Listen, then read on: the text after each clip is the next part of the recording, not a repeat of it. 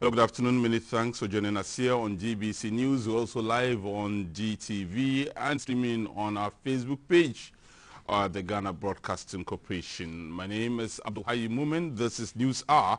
And in our very first story, 13 envoys have been assigned to represent Ghana abroad with an additional task to mobilize more foreign investments in support of Ghana's post-COVID recovery agenda. President Akufo-Addo, who gave them their instruments of office at the Jubilee House in Accra, also tasked the diplomats to work with their governments of accreditation to achieve the common agenda in the fight against armed conflicts, terrorism, and extreme violence and its illicit flow of funds from Africa.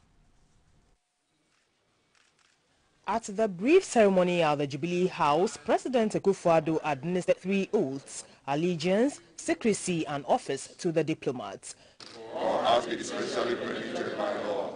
So help me God. So help me God. The president congratulated them on their appointments, coming at a time the world has geared up to revive their economies after taking a hit from the impact of the COVID-19 pandemic. President Akufo-Addo asked the diplomats to strengthen ties of cooperation and bonds of friendship with their respective countries of accreditation. He said the recent launch of the Obatampa Care program represents the country's path towards revitalizing Ghana's economy and that they must familiarize themselves with the objectives of the program. With Ghana's admirable image across the globe, the president urged them to continue to guard it with their all. We're regarded as a beacon of democracy in Africa. You are the most visible symbol of our country out there. And in all your actions, you must guard jealously our country's image. The president again tasked them to bring foreign investments into the country to shore up the economy in the face of the coronavirus pandemic. Part of your responsibilities at the multilateral level is to work with the governments of your accreditation to assist in the prosecution of our common agenda in the fight against the scourge of armed conflicts, terrorism, and violent extremism, the threats of climate change, and the continuing illicit flow of funds from Africa. Dr. Neo Kai Hammond, who represents Ghana in China on behalf of his colleagues, promised to hit the ground running for the desired results. We are therefore confident that despite the pandemic, we as your envoys will continue to build personal relationships and trust, smell the winds of change, and be the first ones to identify risks and opportunities, speak up for our country's interests, and use our good offices to broker solutions to difficult problems. The swearing-in and presentation of the letters of credence to the 13 commissioners, ambassadors and deputy ambassadors brings the number of envoys accredited so far in the second term of President Akufo-Addo's administration to 34.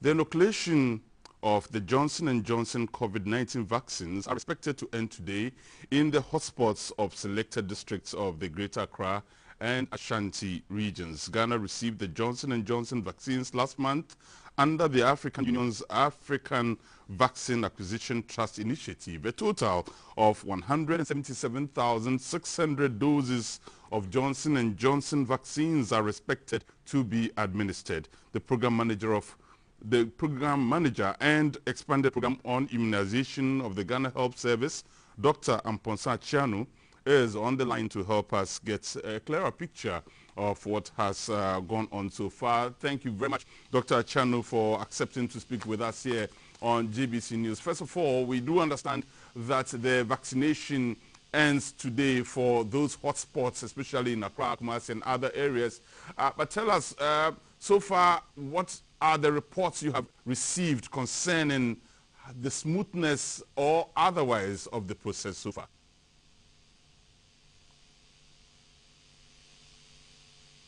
Hello, Doc.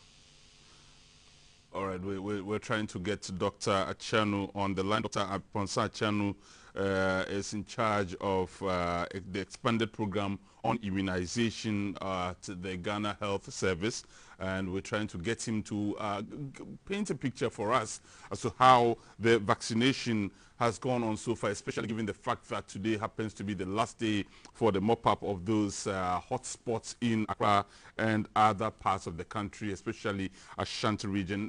Doc, if you can hear me, very good afternoon to you. Many thanks for joining us here on GBC News.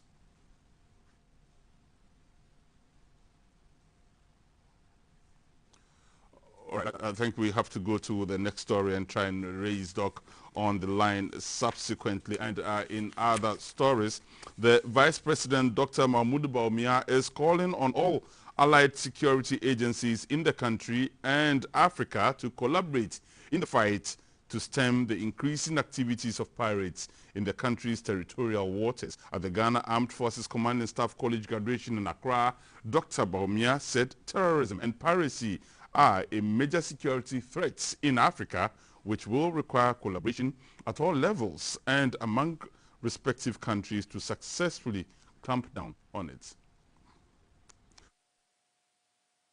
More stories soon.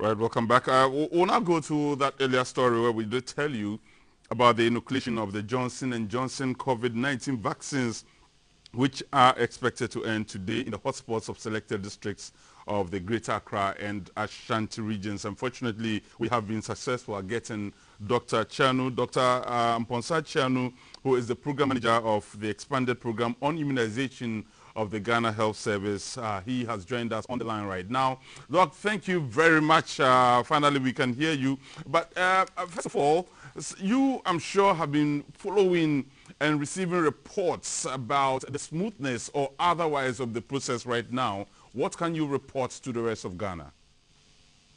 Thank you very much. Good afternoon to your challenge listeners.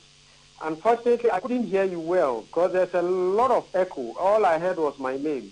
All right, thank you. And I'm sure you can hear me now, Doc. I was asking that if you're able to paint a picture of how the inoculation for persons in hotspots in Accra and Kumasi has gone so far. What has been the process so far, looking at the reports that have come to your desk? My first reaction will be that we've been overwhelmed.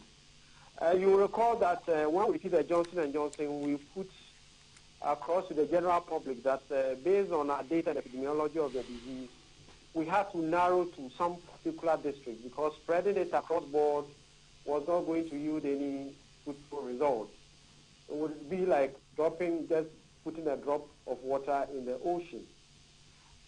So we narrowed to 11 districts across most of the hotspot areas. That's the Greater Accra region and Ashanti, basically. So in Ashanti, we are doing 4 districts, and in Greater Accra, 7. We started effectively from the 16th, which was Monday, and we are giving this 5 days within which to work. Some even finished on the 2nd day, others finished on the 3rd day. Most of them are already done. There are a few pockets of facilities in a few districts that are being or closing off today. Largely, we say that it's been very, very, very successful, and we've been overwhelmed with the crowds. Partly because we did not have enough vaccines at the time, but of course, that is also good news in the sense that if people are looking for the vaccine, then we are happy that when we have enough vaccines, we'll be able to deploy them. So it's good, it's sweet and sour. Okay, so talking about being overwhelmed, but we are unhappy with the fact that we are able to meet all the demand. Oh, okay, so as of 11 a.m., most of the centers had closed. And that left a lot of persons who were willing to be inoculated stranded. There was no explanation given to them as to why the centers were closed. On their behalf, we demand of you to tell us why these centers were closed by 11 a.m. Well, first we need to apologize if that was the case, but we had firm instructions, giving them firm instructions about the fact that we were distributing the vaccines based on availability. And therefore, I believe that it was not closed as it were, but because the vaccines were exhausted. And we will take this medium to apologize to the general public that we're still getting more vaccines, additional vaccines, come the close of the month, and so we'll be able to go back to them. So, Doc, let's give us an understanding of this. What kind of recce did you do? What kind of preparations did you do before rolling out this inoculation exercise, given the fact that you say you were overwhelmed? We have had reports of persons who arrived at centers only to be told that the centers had been closed down. Is there something you missed during the preparatory stages for this inoculation? Well, we do not think so. You also recall that when the vaccines arrived, we put across as to how many doses we had received. A lot of things go on behind the scenes. So one of them was the fact that you needed to plan as to where and when you were going to deliver. You also plan for cold chain. If how you're going to maintain the cold chain, you need to plan for training. You need also to plan for social mobilization. So all these things are done before any vaccination exercise takes place. And that is exactly what we did. But we, as I keep on saying, we're only limited by the availability of vaccines. And when we looked at our data again, we segregated and gave them firm instructions that they should prioritize persons who are most vulnerable, that's the elderly, and of course people with underlying conditions. I believe that it is more of the general public that probably overwhelmed the system, and of course they are also entitled to, except that when you are dealing with an epidemic, you need to take care of the most vulnerable before you think of others. Doc, thank you very much for your time this afternoon. We will certainly get back to you as we keep an eye on the issues concerning the inoculation. And that was the program manager of the extended program on immunization at the Ghana Health Service, Dr. Amposa Cherno. We'll move on to other news, because in Kumasi, in the Ashanti region, the vaccination exercise ended on Wednesday, October 18, 2021, ahead of Friday's deadline. We will speak to the Deputy Director of Health in the Ashanti region, Dr. Michael Roxine J. The exercise headed. Dr. J is not on the line right now, but we have Rachel. Rachel Quarte is my colleague who has also been following up on this on the line. Rachel, thank you very much. If you can hear me, exactly where are you now, and what can you tell us about what's happening there? Okay, currently I'm at the Asha Polyclinic. Rachel? And hello? Yes, currently, go ahead. I'm at the Asha Polyclinic in the Accra Metro District. But earlier I went to 3 other districts, and I have different stories to tell. First, I went to Okankwe North, exactly at the La Paz Community Hospital. It was rather chaotic there, as the elections are running. And those who were asked yesterday to come today were still in queue to see the gap. And I spoke to one of the supervisors, Mr. Arnold Nomanyon, at the La Paz Community Hospital, and he said it's likely those who are even in queue will not get their jab because they are running out of the vaccine. And then at the South District, exactly at the Finney Hospital, and then the West Hills Mall Center, The vaccines have run out since Wednesday. So yesterday and today, nothing went on. And then at Blekuma Central, the PPAG Family Health Clinic, I spoke to one Eunice Osei-Bonso. She also said they've run out of vaccines since yesterday, so they are not working today. The story is also the same at Barnum Memorial Hospital, same district. Now I moved to the Accra Metro district. At the Mamprobi Hospital, the environment here was rather calm, and there were still a lot of people in the queue waiting to receive their jab. But according to Dr. Charlotte Albert Akeito, the one in charge, she said they are running out of vaccines and they are trying to get more from sister districts and see whether they can finish with those who are already in queue. At the National Polyclinic, Let's talk about, Rachel, if you can Hello. hear me, let's talk about those you describe as who were already in the queue, but who had received indications that probably they will not be inoculated because they had run out. What was the reaction from such persons? Well, their reaction was very ill. It was, they didn't agree. Most of them were told yes. Actually, most of them came yesterday and they were told to come today. And as of now, they are still in the queue. And they are hearing that they are running out of the shots. So they are really angry because most of them have left their work since yesterday and hoping to get the vaccines, but they have been disappointed. But then the supervisors at the centers are trying to calm them down, assuring them that by next week there will be more, so they should wait till next week. And if they don't get. Yes, again, what was their attitude when this announcement was made to them? Did they leave peacefully? Did they leave in protestation? What was it like? Okay, at some of the centers, there were protests. Some were even trying to fight with the supervisors and then the officials on duty. And at other places, they received the message on a quiet note and then went away.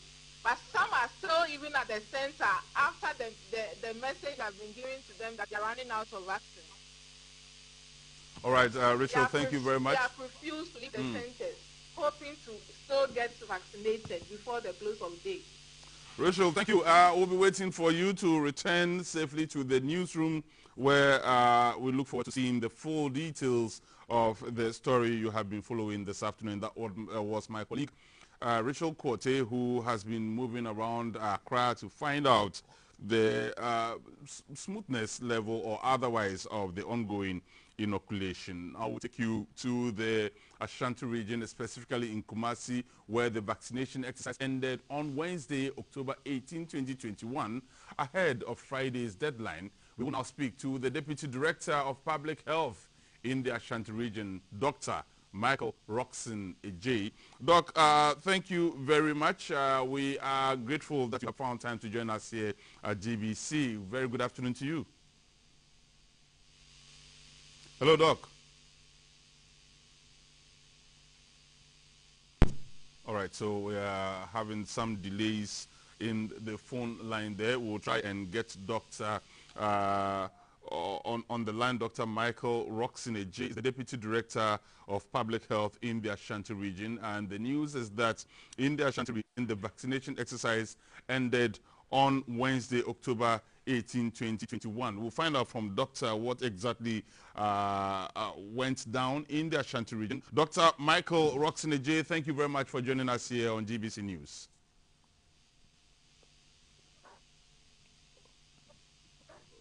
The phone lines. All right, Doc, can you hear me now?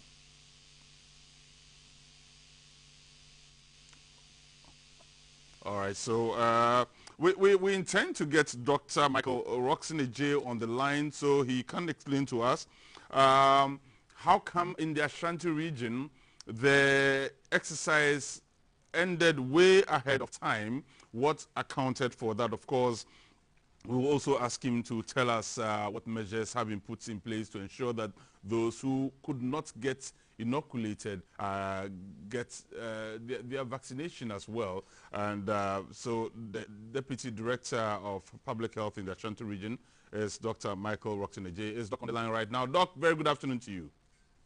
Good afternoon, and good afternoon to your viewers and listeners. Finally, Doc, we are grateful that you accepted to speak with us here on GBC News. First of all, so this exercise was supposed to have ended on Friday, yet in the Ashanti region, you ended on Wednesday. What accounted for the early end of this inoculation in the region? Thank you very much. As rightly said, we completed the exercise on Wednesday evening. By 6, all our vaccination centers had completed the exercise. There was huge turnout from the Monday to the Wednesday, so our vaccines were consumed very quickly, more than even the rate we anticipated. That is why we were able to spend everything, and we had to round up the exercise. Let me put on record that it is the number of doses we had that limited the exercise. If we had had more, we could have even gone ahead, because there were more people in the queue waiting for vaccines, but there was none. We just heard reports. Our reporters around Accra have just told us that at some of the centers where people were in queue when the vaccines ran out, they ran riots. They got angry and almost attacked some of the officials at the centers. What was the reaction like from the persons in the Ashanti region? Yes, like you rightly said, it's very true, and it was observed in many of our centers, especially when we had people still waiting to be vaccinated, but we were told that we had run out. And their reaction, that's a reaction from the patrons, although not pleasant, appears to be justified, because some were in the queue from morning and they couldn't get their attention to be served because we had run out of vaccines. But we had to manage the situation and calm them down, and then give them some assurance with some checks that the next time we have vaccines, they will be the first to be served. All right. Doc, does this send a positive signal to those of you in the medical fraternity?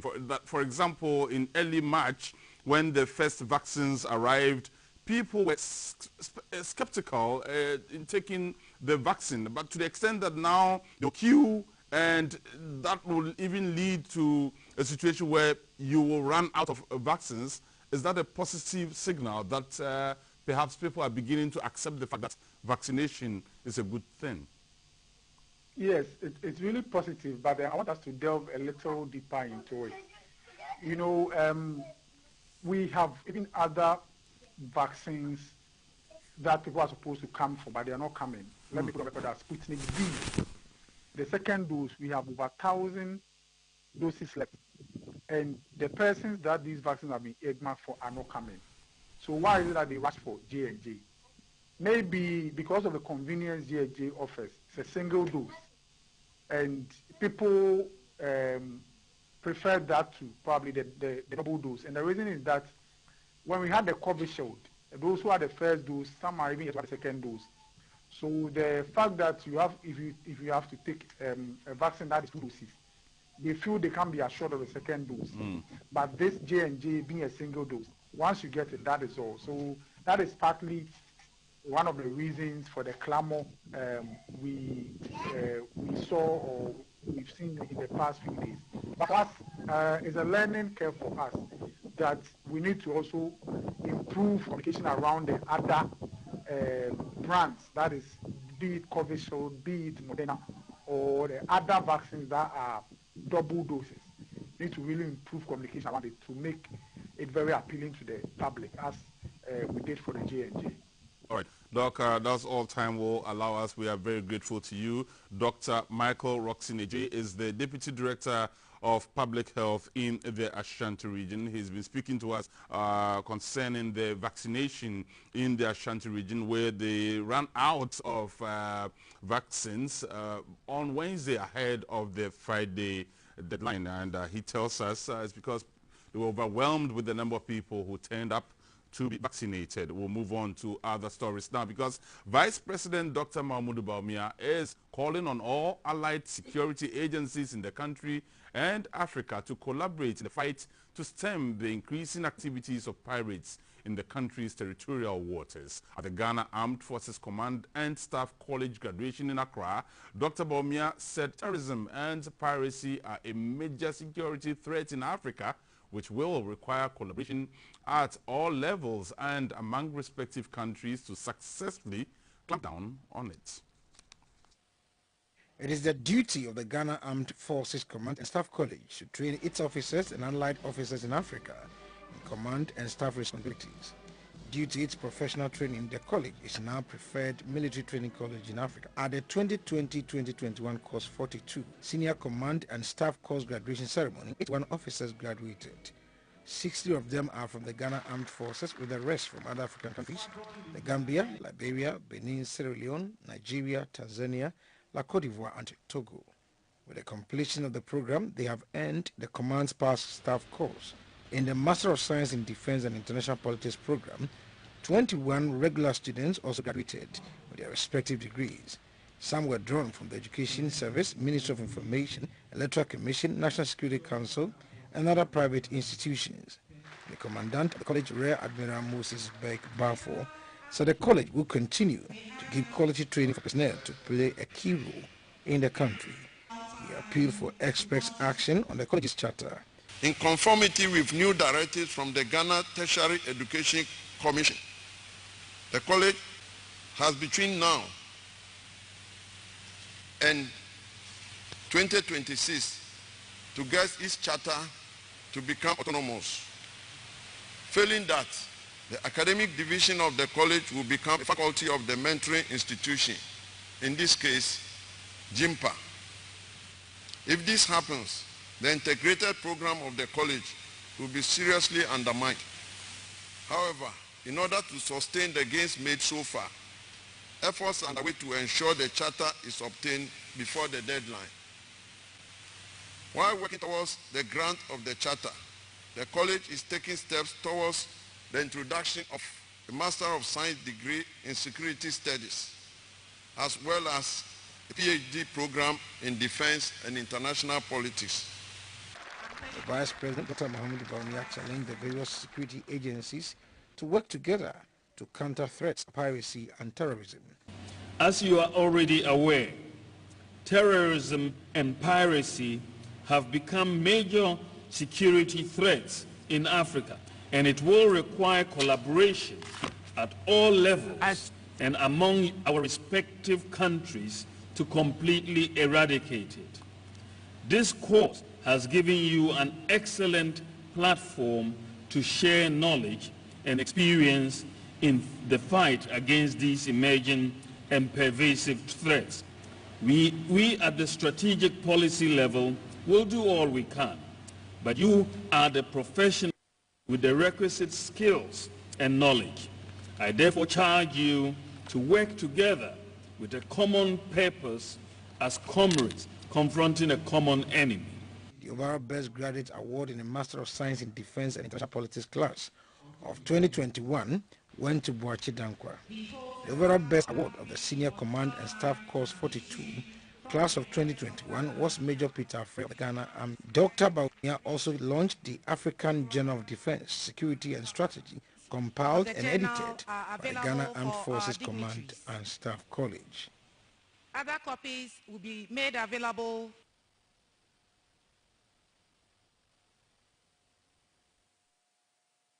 Well, as part of efforts to curb the spread of COVID-19 in the Greater Accra region, the Regional Coordinating Council has called on all MMDCEs to enforce strict adherence to the protocols, especially the wearing of nose masks at all public places. We have on the line the head of public affairs at the Accra Metropolitan Assembly, AMA, Gilbert Ni Ankra, to help us understand how the AMA is working to implement this directive. And thank you very much, Mr. Ankra, for accepting to speak with us here. My very first question to you is, I just returned from communities, especially in the business district of the Greater Accra region, and I can tell you not many people are adhering to the protocols, especially the wearing of nose masks. How are you going to deal with the so-called impunity in an area such as the business district of the Greater Accra region?